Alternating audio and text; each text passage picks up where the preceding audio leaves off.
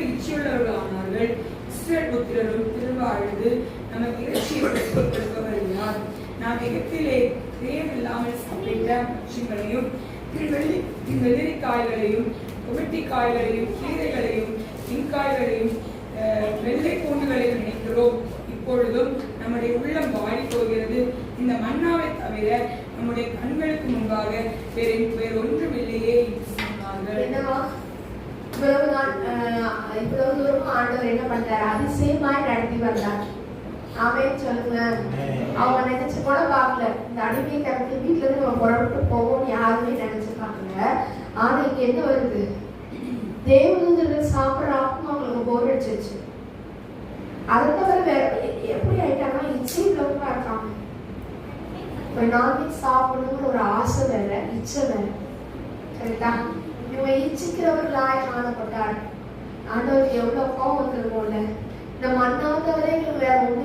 அதோட ருசியை பத்தி அதுல சொல்லப்பட்டிருக்கும். அந்த மண்ணா கொத்தமல்லி அளவா இருக்கும், இடித்து பிடித்த அதுல நிறைய ரெசிபிஸ் வேற, 2-3 ரெசிபிஸ் அதுல இருக்கும் இல்லையா?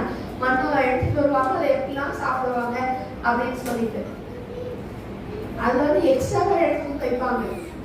அது என்ன ஆமா பூச்சியெல்லாம் பிடிக்கும், நாத்தா எடுக்கும். அதுலயும் ஒரு ஆசை. என்ன இருந்தாலும் இந்த ஆசை மட்டும் என்ன ஆகிறது? குறையிறதே. இவங்க என்ன பண்றாங்க? இச்சிக்கிறவர்களாய் காணப்படுகிறாங்க. என்ன பண்றாங்க? இருக்காம அழுதாம இல்லையா? பின்பு அவர்களுக்குள் இந்த பல ஜாதியான அந்நிய ஜனங்கள் மிகுந்த இச்சையுள்ளவர்களானார்கள். இஸ்ரவேல் புத்திரரும் திரும்ப அழுது, நமக்கு இறைச்சியை கொடுப்பவர் யோசித்து பாருங்க. ஒரு நான்வெஜ் கிடைக்கிறன்னு அழுதுருக்காங்க. இறைச்சி வேணும் ஆண்டவரே கேட்கல.